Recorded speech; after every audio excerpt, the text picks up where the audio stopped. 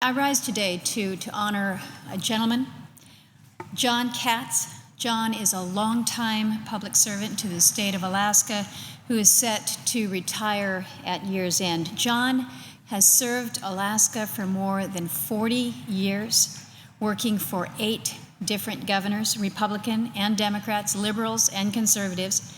He once said that he was comfortable serving so many different governors because the issues for Alaska were consistent, whether they be responsible resource development, state sovereignty, federal assistance with infrastructure. The one constant figure connecting one administration after the next over 8 administrations, the one constant figure has been John Katz.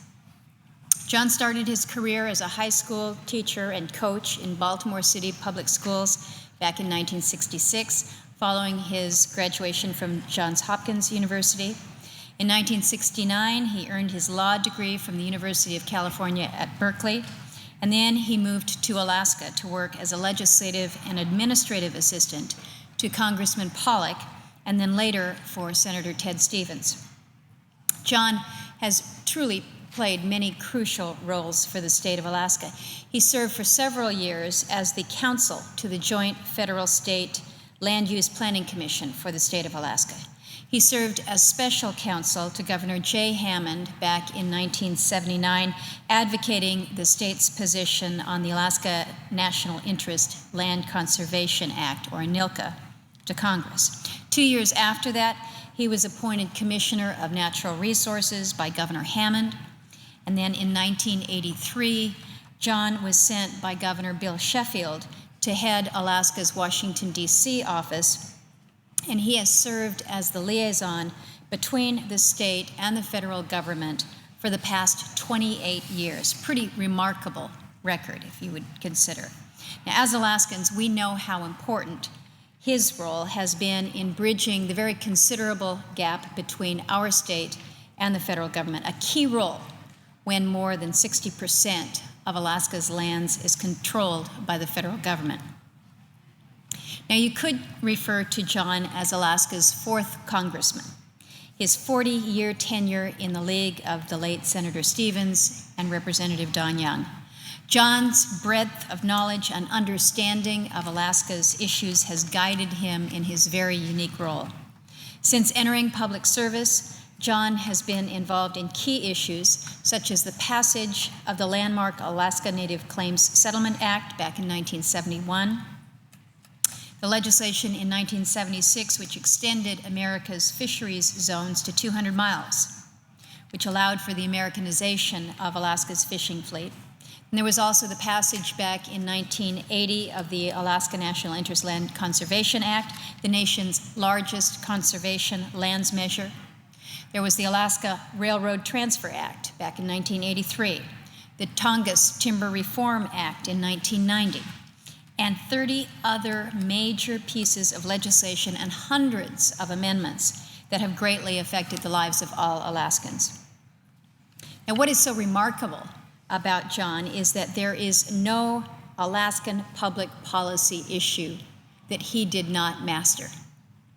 A pretty incredible feat there, but no Alaska public policy issue that he did not have his fingerprints on, involved with, or really have a mastery of. In 1972, for example, he served for 2 years on the Executive Advisory Committee of the Federal Power Commission, making decisions on electricity generation during a period of rapid population growth in Alaska. In 1974, he published a legal analysis of the Alaska Native Claims Settlement Act and how it should impact Native Alaskans for the Joint Federal-State Land Use Planning Commission.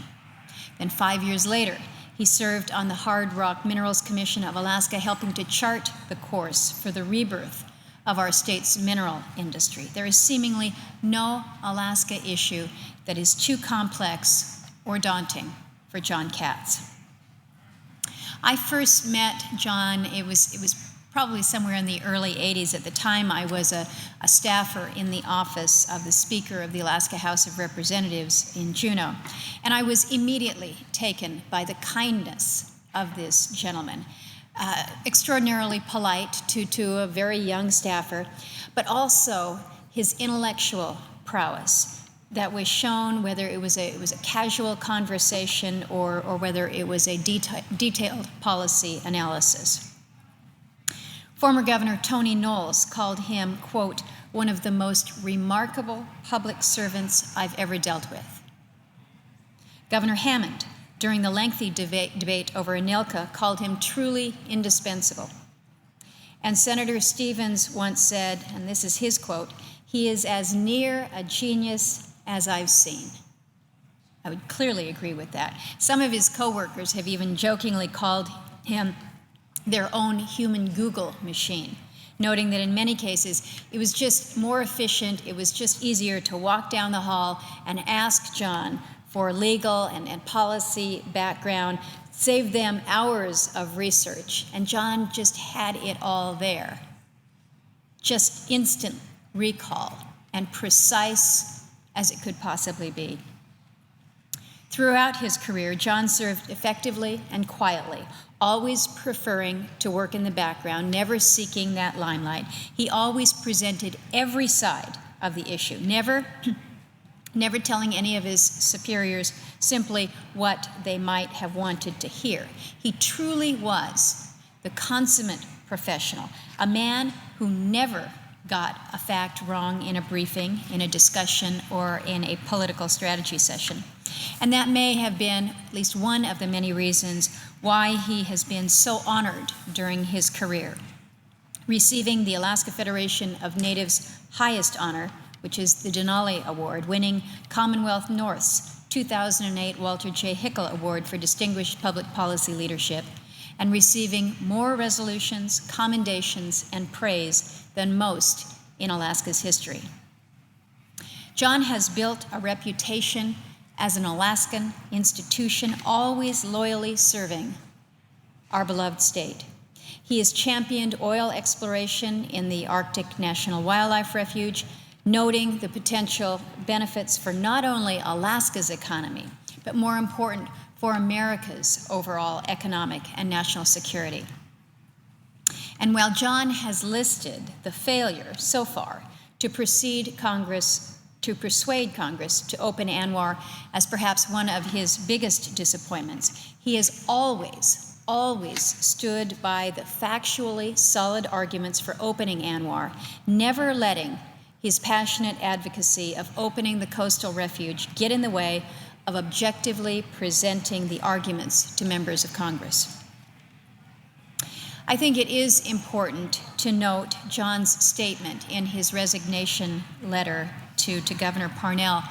He stated the following. He says, professionally, I have become increasingly discouraged by the polarization and deterioration of the public policy process at the federal level.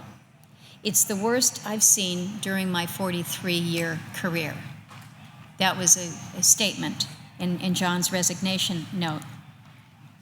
And as someone who has relied on John's wise counsel and his wisdom during my 8 years here in the United States Senate, I think that this is a poignant remark about the state of affairs in Congress today. The debate surrounding our politics has, I think, grown more caustic, while ignoring the fact that while we all may take different positions, we all ultimately have our nation's interest at heart. John leaves an esteemed legacy that will benefit Alaska for decades to come. We can learn so much from his example of what a public servant should be, and Alaska will deeply, deeply miss his presence. I know that I speak for all Alaskans in sincerely thanking John for his years of dedicated service and his pragmatic approach to faithfully serving the state of Alaska. I wish him nothing but the best in the future for all of his endeavors. With that, Mr. President, I thank you, I yield the floor, and I would suggest the absence of a quorum.